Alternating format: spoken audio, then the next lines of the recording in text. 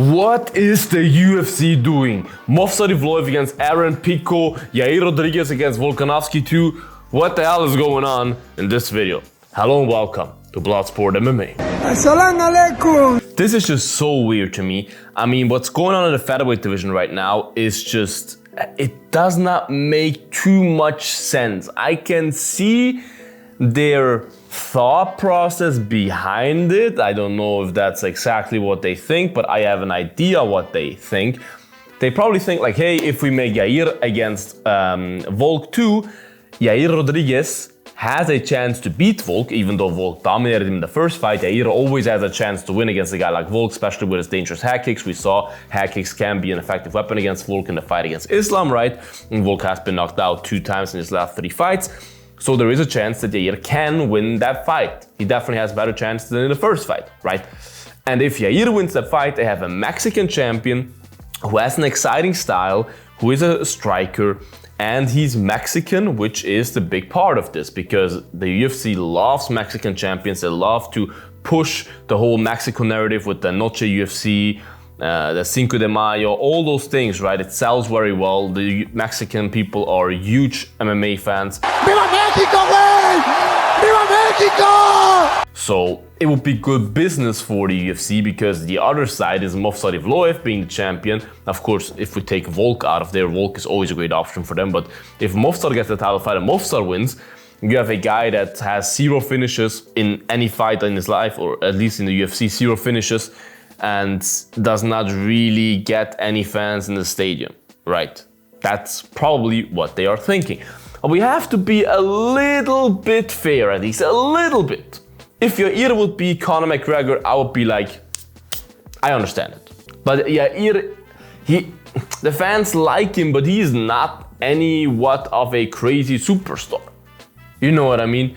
And Yair is literally a guy who is 1 and 2 in his last 3 fights.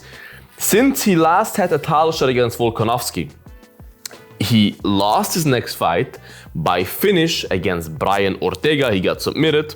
And don't forget, against Volk, it was not a close 5-round fight. It was a domination with a finish by Volk with ground and pound in round 2, 3, something like that. Since that loss against Volk, as I said, he lost to Brian Ortega and then had a win against UFC debutant, Bellator veteran, 38 years old or something, Patricio Pitbull, right?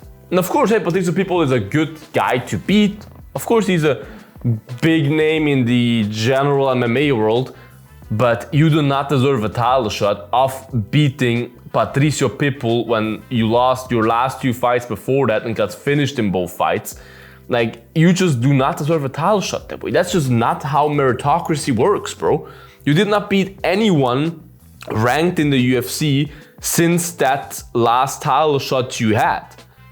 You know what I mean? Like, how do you come up with the claim that you are next in line for the belt, especially since the guy who's champion is the guy that dominated the life out of you the last time you fought? If Diego Lopes would be the champion, that matchup would be an instant matchup, a no-brainer. And that's the matchup that I still believe is the matchup to make. That's what I would like to see.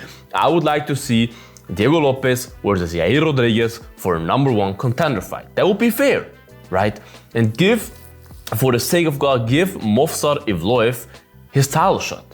He now has to fight Pico, and I am not a Movsar fan at all. I think he's boring as hell. I am not a fan of him at all. He has one of the craziest physiques in the UFC. He said he doesn't eat sugar before he becomes a champion, so I respect him a lot, but I'm not a fan of him. Not at all. I like him, I don't hate him, but I'm not a fan. But he deserves a title shot. I mean, he's on like a 12-fight winning streak. He's undefeated. He never lost a fight in his life. Like, how are you going to deny that guy a title shot? He just beat Aljamain Sterling, former UFC bantamweight champion, in his last fight. Like, what else do you want from him?